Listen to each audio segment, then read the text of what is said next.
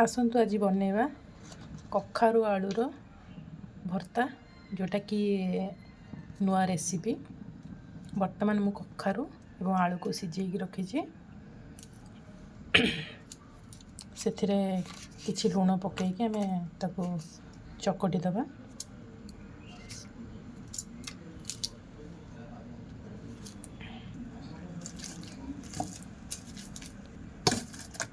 आलूटा मोर टे गरम अच्छी से ग्लास रे चकटी दूची। बर्तमान मु तेल पकई सोरिष तेल 2 चामच पकई पंचफुटण पकई काटिक रखि गोटे बड़ पियाज को पकई दूची।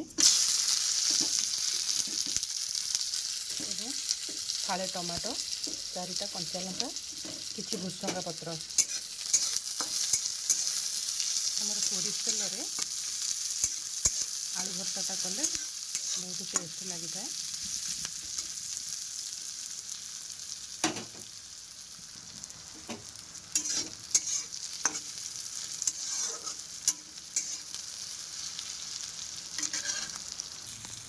ये भुसंगा पत्र पकई देछि।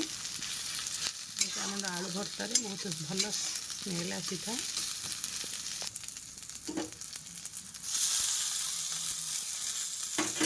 टमाटो दे किसी टमाटो को भाजीदे।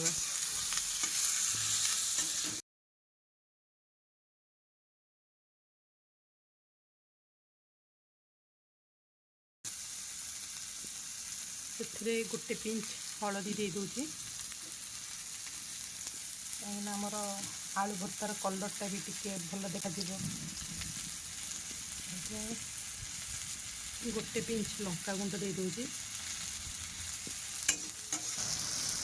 पियाजटा आमर ये अधा टी अधिक हो गला भाजी। तापर आम आलू एवं कखारूर चकटा को देदेबा।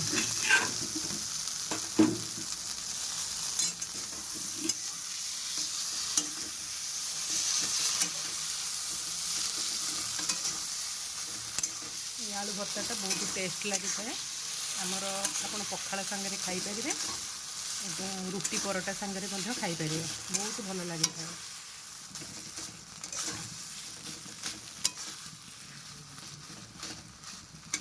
टिके अल्प टिके हो गला पर आमे ताकू काढ़ी देबा।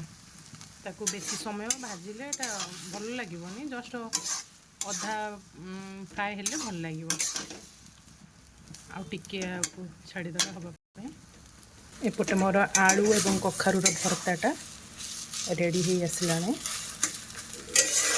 बर्तमान पखाल सहित खाई ऑफिस जीवी।